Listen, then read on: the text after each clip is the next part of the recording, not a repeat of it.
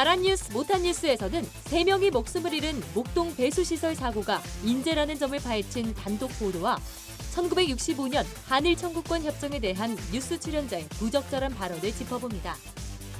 영국이 아무런 조건에도 합의하지 않은 채 오는 10월 말 유럽연합 탈퇴를 강행하겠다고 예고했습니다.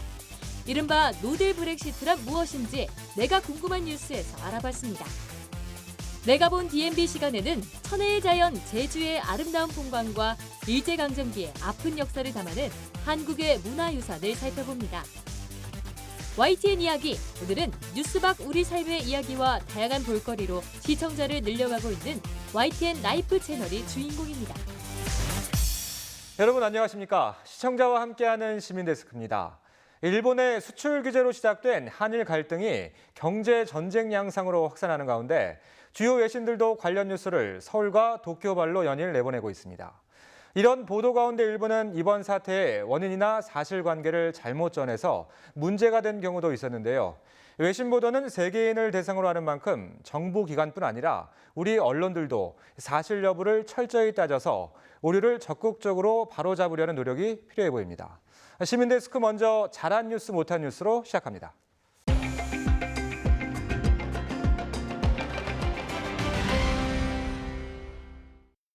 오늘 함께 이야기 나눌 분들 소개해드리겠습니다. 정영희 시청자평가원, 또 민주사회를 위한 변호사 모임 언론위원회의 이강혁 변호사, 그리고 송태엽 YTN 시청자센터장 나오셨습니다. 안녕하십니까? 안녕하십니까? 자, 변호사님, 일본이 예고했던 대로 이 화이트리스트에서 우리나라를 배제했고 또 그 시행령이 공포가 됐어요. 그래서 뭐 한 주 내내 저도 이제 뉴스를 진행하면서 관련 소식이 톱 뉴스를 장식을 했고 이 와중에 또 북한은 계속해서 발사체를 쏘아 올렸고 한 주간 뉴스 어떻게 보셨습니까? 예, 21세기 동부아시아 질서 재편의 중요한 계기가 될 것으로 보이는 한일 갈등이 본격 장기화 국면으로 접어들고 있는데요. 우리 구군의 향방을 상당 부분 좌우할 이런 엄중한 시국을 맞아서도 정치권이 당리당략적 정쟁의 늪에서 벗어나지 못해서 안타까움을 금할 수가 없었습니다. 이를 올바른 방향으로 이끌기 위한 언론의 역할이 어떤 때보다 중요한 때인 것 같은데요. 이번 주 YTN 여러 좋은 보도를 내보냈지만 다소 아쉬운 부분도 있었는데 잠시 뒤에 구체적으로 말씀드리겠습니다. 아쉬운 부분이 더 많았습니까? 좋은 게 더 많았던 것 같습니다. 알겠습니다. 자, 그럼 본격적으로 잘한 뉴스, 못한 뉴스 시작해 보겠습니다. 먼저 평가원님, 잘한 뉴스 어떤 보도 꼽으셨습니까? 네. 이번 주에 YTN의 보도가 좋은 보도들이 많이 있었는데요. 지난 2일에 보도되었던 유일한 탈출구 건설사 직원이 막았다라는 보도입니다. 이것은 시청자 여러분도 아시다시피 최근에 빗물 관리와 되는 그런 시설 공사에서 안타까운 사고로 3명이 숨지는 사고가 목동에서 일어났습니다.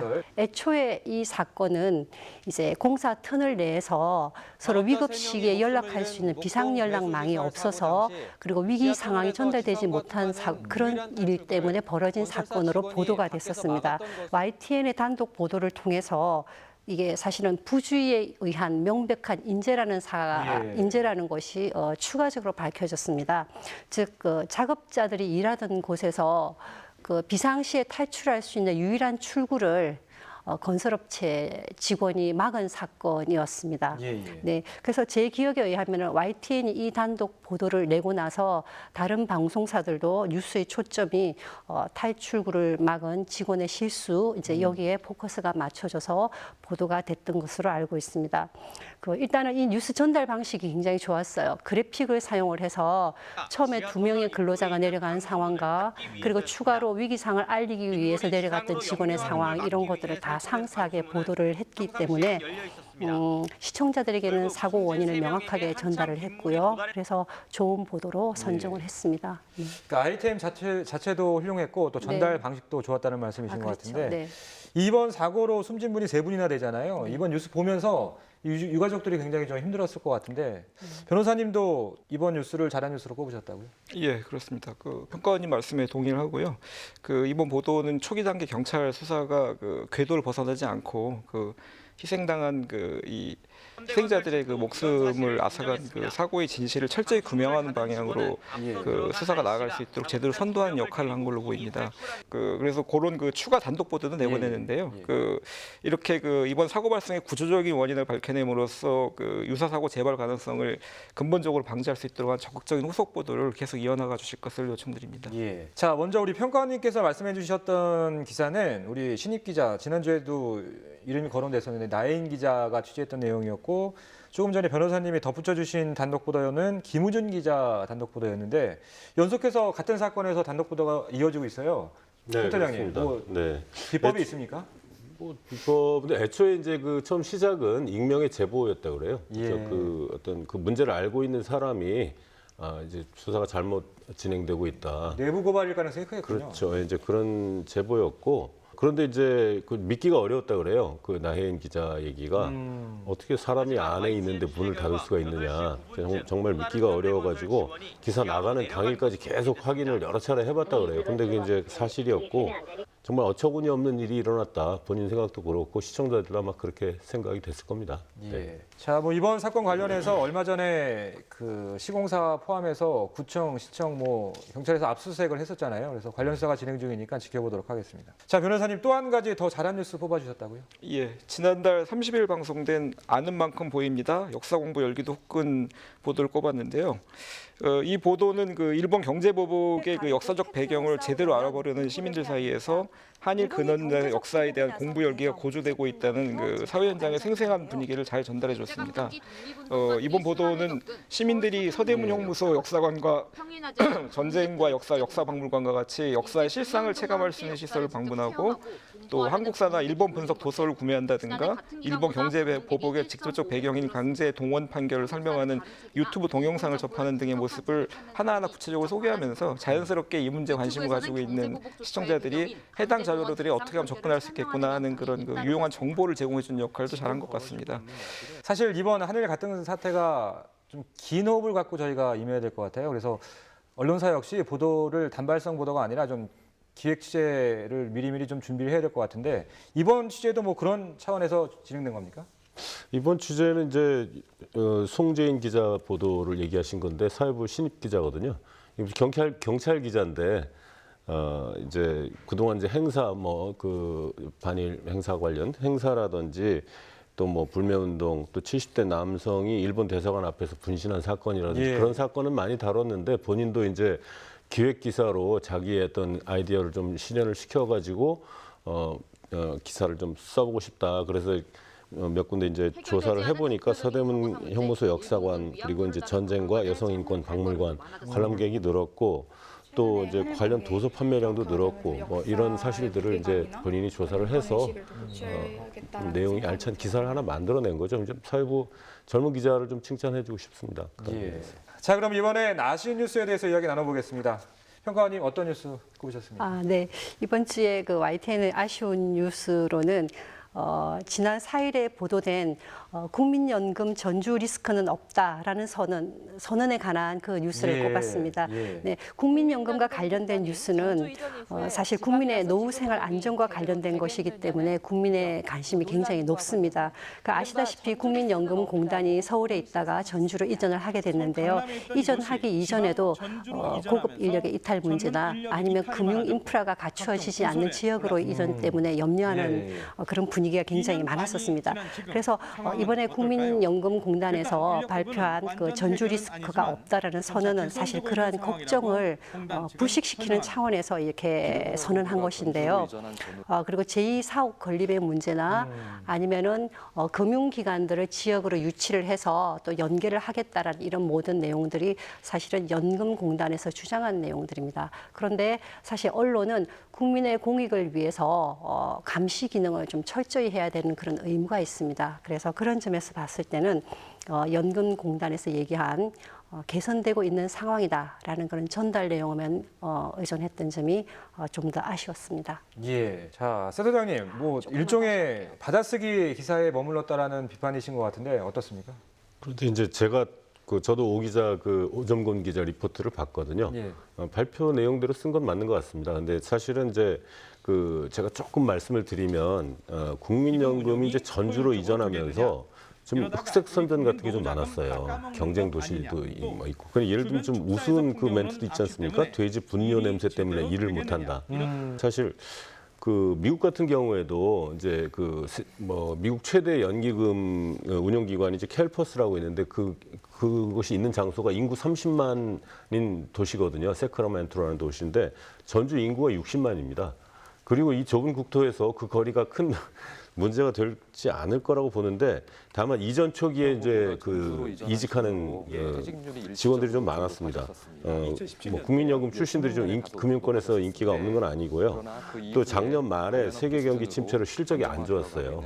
그래서 이제 그 내용을 이제 약간 변명 섞어서 여론 환기 차원에서 국민연금이 발표를 한 건데 그 지역에 이제 오정곤 기자가 파견돼 있으니까 그 기자가 이제 그걸 쓴 거죠. 근데 안타깝게도 사실 전주 지국에서는 주로 이제 그 지역의 사건들을 커버하고 경제적인 그런 그 깊이 있는 그런 내용을 취재하고 있지는 않거든요.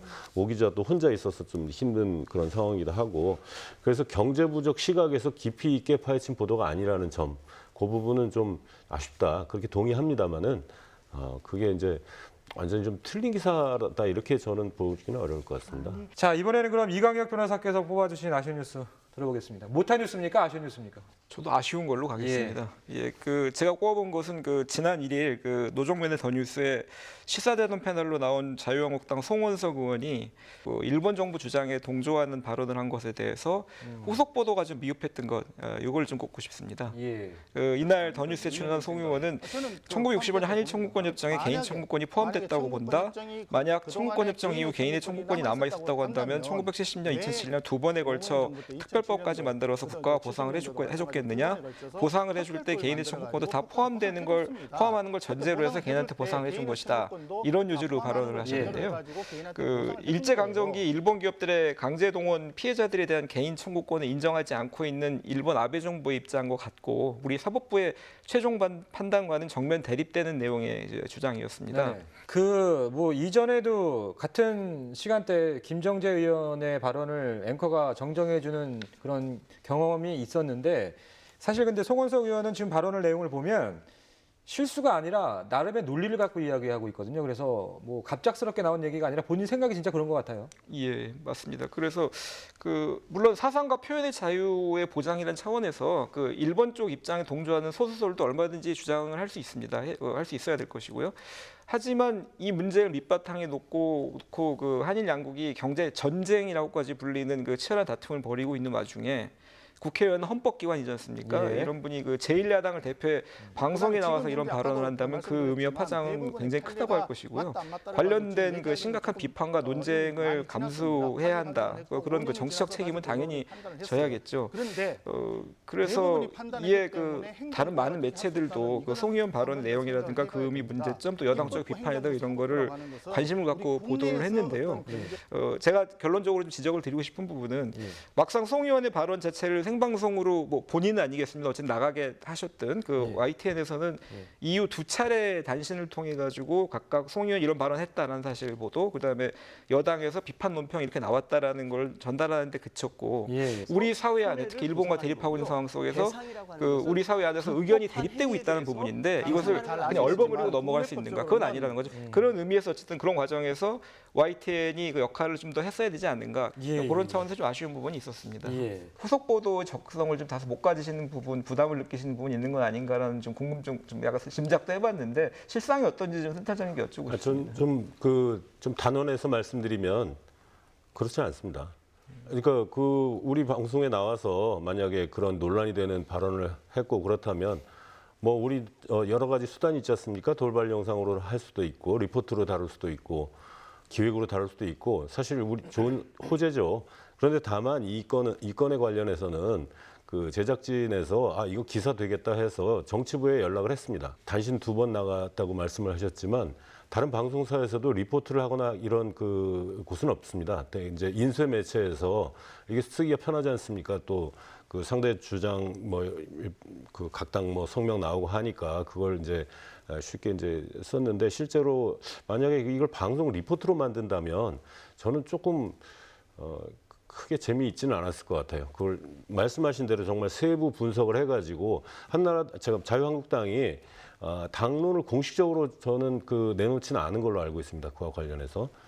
그러면 좀 약간 좀 전수조사 비슷하게 해야 될 거고 좀 깊이 있게 취재를 하면 이제 기사가 될 수 있는 그런 것 아니었나 그렇게 생각을 합니다. 예. 첨언을 하자면 일단 자유한국당도 대법원 판결은 존중한다는 게 일단 당의 입장인 것은 저희가 좀 짚고 넘어가야 될 부분인 것 같고요. 의원들마다 조금 생각은 다를 수도 있는데 저희가 기회가 되면 한번 전수조사 한번 해보도록 하겠습니다. 자, 지금까지 잘한 뉴스 못하는 뉴스에 대해서 이야기 나눠봤습니다. 오늘 말씀 여기까지 듣겠습니다. 고맙습니다. 감사합니다.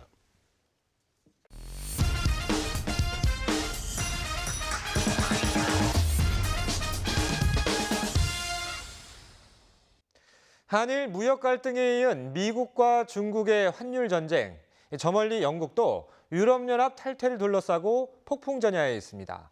탈퇴 조건을 둘러싼 3년 동안의 협상이 무의로 돌아가면서 이른바 노딜 브렉시트가 현실화할 가능성이 커졌습니다. 왜 이렇게 됐는지 박지원 시민 리포터가 알아봤습니다. We are going to energize the country. We're going to get Brexit done on October the 31st. We're going to take advantage of all the opportunities that it will bring in a new spirit of can-do. 브렉시트는 영국 브리튼과 탈퇴 엑시트의 합성어입니다. 영국의 유럽연합 탈퇴를 뜻합니다. 여기에 노딜이 더해지면 어떤 조건이나 협상 없이 EU를 무조건 탈퇴한다는 말이 되는 거죠. 오는 10월 31일 영국이 무조건 탈퇴를 강행하면 무엇이 달라질까요? 일단 연간 90억 파운드, 우리 돈으로 약 13조 원에 달하는 유럽연합 기금을 더 이상 내지 않아도 되고요. 회원국 간 각종 행정 편의를 봐주는 절차와 세금 면제 혜택도 사라지고 EU의 모든 공공기관에서도 탈퇴하게 됩니다. 또 영국인들은 그동안 회원국을 자유롭게 오가며 거주할 수 있고 취직도 할 수 있었지만 탈퇴 후에는 외국인과 똑같은 복잡한 절차를 거쳐야만 합니다. 브렉시트에 대한 영국 국민의 지지 여론은 2008년 세계금융위기 이후 부상했습니다.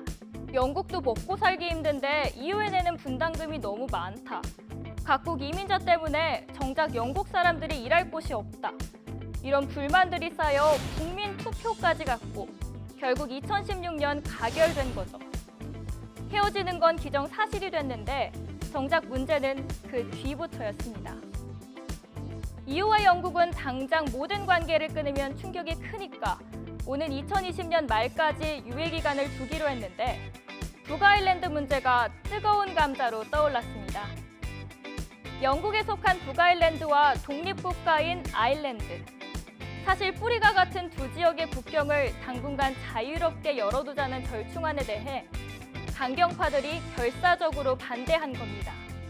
그 결과 3년 가까운 시간이 흐르는 동안 합의안은 영국 의회에서 3번이나 부결됐고 이별의 조건은 지금도 마침표를 찍지 못하고 있습니다.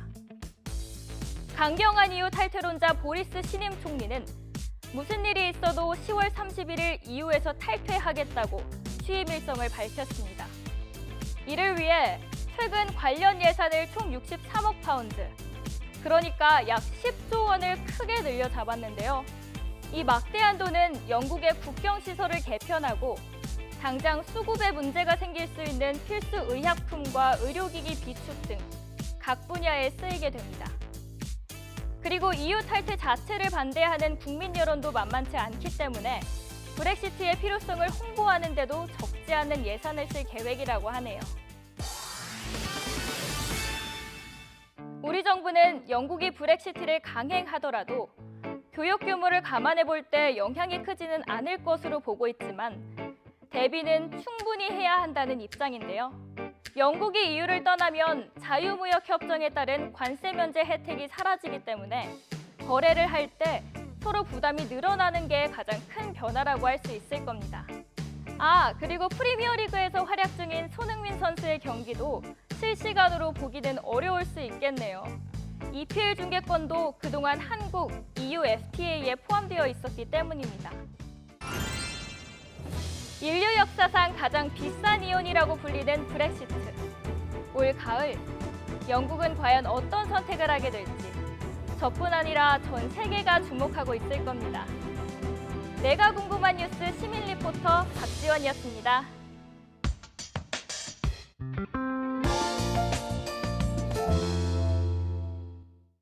YTN DMB에서 방송된 프로그램을 평가하는 내가 본 DMB 시간입니다. 이번 한국의 문화유산에서는 소설가 김현수 씨가 천혜의 자연이 숨쉬는 제주도를 둘러보면서 문화유산 뒤에 숨은 우리의 아픈 역사를 짚어봤습니다. 최연주 평가원입니다. 안녕하세요. YTN DMB 시청자 평가원 최현주입니다. 본격적인 무더위가 찾아왔습니다.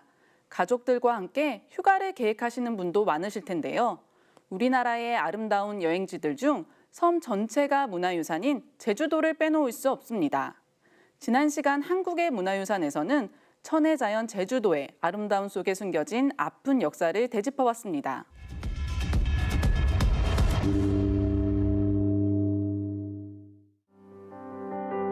푸른 바다와 아름다운 해안 절경. 많은 사람들이 화산섬 제주의 아름다운 자연 풍광을 보기 위해 이곳을 찾습니다. 그러나 제주도는 프로그램은 소설가 김현수 씨와 함께 제주의 유적지들을 소개하는 형식으로 구성되었는데 이러한 모습을 통해 시청자들도 TV 속 해당 장소를 체험하는 느낌을 간접적으로 전달받을 수 있었습니다. 이날 방송에서는 태평양 대전 당시 일본군들이 제주도민을 강제 동원하여 건설한 전투기 경납고인 알뜨르 비행장과 일제강점기에 일본군 군사시설로 이용됐던 해안 일제 동굴 진지 등을 담았습니다. 제주도를 일본 본토 수호의 방패막이로 삼았던 일제는 패망 직전까지 제주 서남부 일대를 일본군 최대의 군사기지로 만들었습니다. 알뜨르 비행장은 평화롭게 느껴지는 너른 밭에 군데군데 위치하고 있었는데 콘크리트의 군사시설은 조금 낯설고 흉물스럽게 느껴지기도 했습니다. 서다로름 남쪽 기슭에는 특히 제주도의 풍경을 다양한 카메라 앵글을 통해 담아낸 모습과 이러한 아름다운 절경 속에 숨겨진 아픔의 역사의 이면이 대비되어 비극적인 역사의 단면을 더 잘 보여주고 있는 듯 했습니다. 단 이러한 문화유적을 보다 상세히 이해하기 위해서는 태평양 전쟁과 같은 역사적 사실에 대한 이해가 필요했는데요. 다양한 시청자층을 고려해 자막이나 그래픽을 활용해 역사적인 배경에 대해 추가적인 설명이 없었다는 점은 아쉬운 부분이었습니다. 프로그램 내용적 측면에서는 역사적 사실에 대해서 물음을 던지고 이에 답하는 구성을 취하고 있어 프로그램의 주제와 전반적인 내용을 이해하는 데 용이했습니다. 한두 개가 아니고 수십 개가 있습니다. 들어가 보면 자연동굴이 아니라 사람들이 직접 뚫어놓은 인공동굴이라는 것을 알 수 있습니다. 일본군이 비밀리에 세운 별치로 작전 계획에 하지만 프로그램 내내 한두 명의 전문가들이 출연했는데 보다 다양한 전문가들과 관련자들의 이야기를 들어보는 것도 내용을 더욱 풍성하게 할 수 있을 것이란 생각이 들었습니다. 이번 한국의 문화유산을 통해 제주의 아픈 역사를 공감해 볼 수 있어 매우 의미 있는 시간이었습니다. 앞으로도 우리나라 문화유산의 다양한 모습들을 만날 수 있기를 기대해 봅니다.